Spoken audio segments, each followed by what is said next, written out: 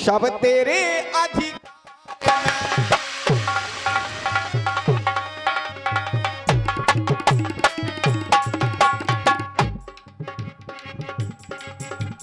और तीन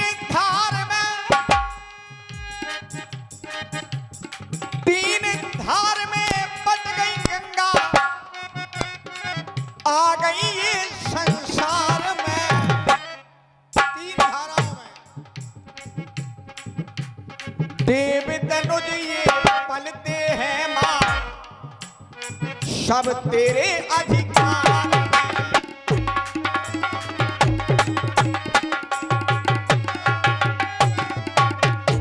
लक्ष्मण कोई हो अपावन, ये मां करती पावन।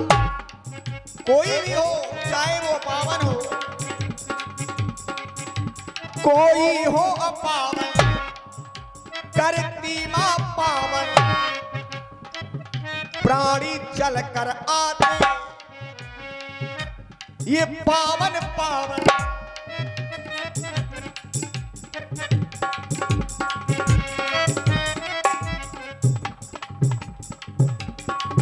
और छोड़ करके भूमंडल मां आ गई मेरे परिवार में, राम के परिवार में आ गई। ये छोड़कर ये भूमंडल आ गई मां मेरे परिवार में। तो चाहे देव हो, चाहे धनुष हो, गंधर्व हो, नर हो, किन्नर कोई हो, यक्ष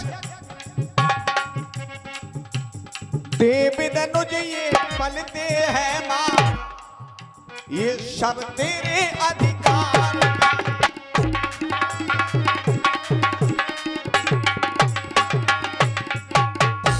ठीक है लक्ष्मण, एक बार बड़े ही प्रेम से बोलिए गंगा मैया की। लक्ष्मण जाओ केवट को देखो। आपकी आज्ञा से। हाँ, तो केवट को बुला करके लाओ, उससे कहना कि हम अयोध्या से आए हैं। हाँ ठीक है। हाँ, उससे तो बात इसकी करनी पड़ेगी। जाओ बुला करके लाओ। हेलो।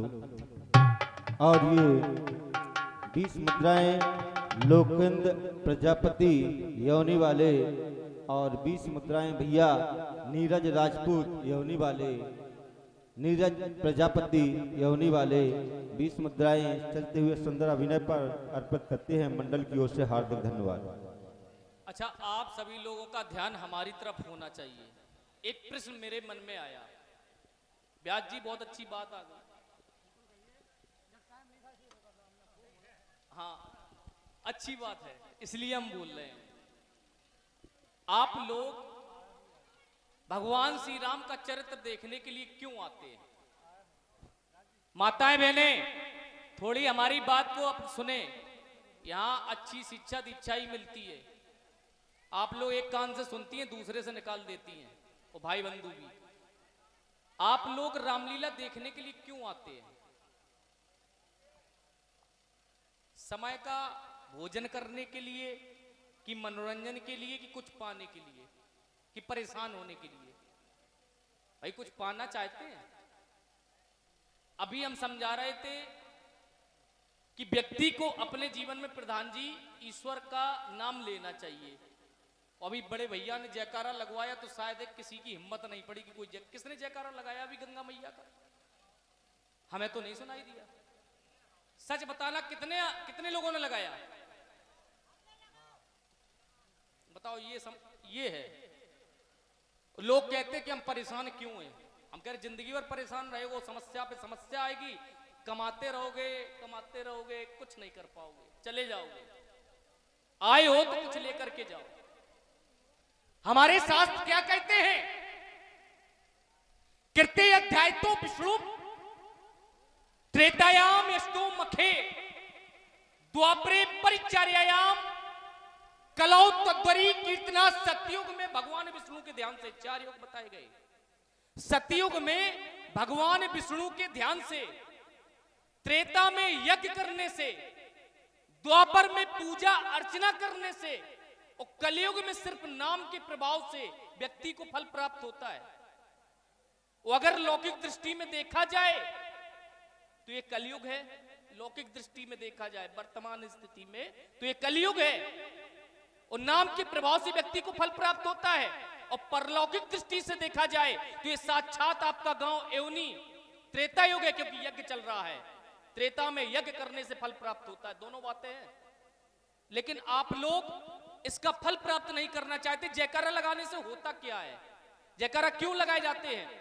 जयकारा लगाने से हमारे गांव में जब यज्ञ होता है तो देवताओं का आगमन होता है, बुरी शक्तियां दूर होती हैं, हमारे गांव की परेशानियां दूर हो जाती हैं, हमारे जीवन के संकट दूर हो जाते, हमारी जीव्या पवित्र होती है, हमारे कर्म पुण्य कर्म में परिवर्तित हो जाते। जब ईश्वर के यहाँ जाओगे तो कर्म देखा जाएगा, धन दौलत नहीं देखी जाती कि आपने कितने अच्छे काम किए, कितने बुरे काम किए। और माताएं बहनें पूजा पाठ में इतनी आगे होती हैं और जयकारा लगाने में बड़ी समस्या होती है, जैसे ईश्वर से दुश्मनी चल रही हो। अभी कोई हास्य कलाकार और जोकर आ जाए, नृत्यकार आ जाए तो फिर देखो कितने मन लगा के देख के चली जाएंगे घर। तो जयकारा लगाएं, ईश्वर के साथ खिलवाड़ न करें। अगर उसने उंगली हिला दी तो आपके साथ खिलवाड़ हो गया तो बहुत गलत होगा।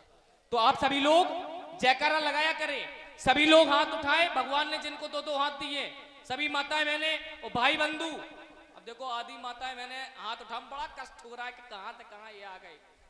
और जयकारा लगाए, बोले गंगा मैया की जय। कौन बोला माइक? आप काहे बोल लो? हमें इनसे बुलवाना चाहते, माइक में तो आती है आवाज, इसको जरा नीचे रखो, फिर हाथ उठाओ। बोलिए गंगा मैया की, बोलिए गंगा मैया की। तो जयकारा और भंडारा कभी नहीं छोड़ना चाहिए, क्योंकि जयकारा ईश्वर का होता है, भंडारा प्रसाद। प्रामाने प्रभु, सामान्य साक्षात, दामाने दर्शन। प्रभु के साक्षात दर्शन ही भंडारा है। अब बुलाते हैं केवट को। भैया केवट, हेलो।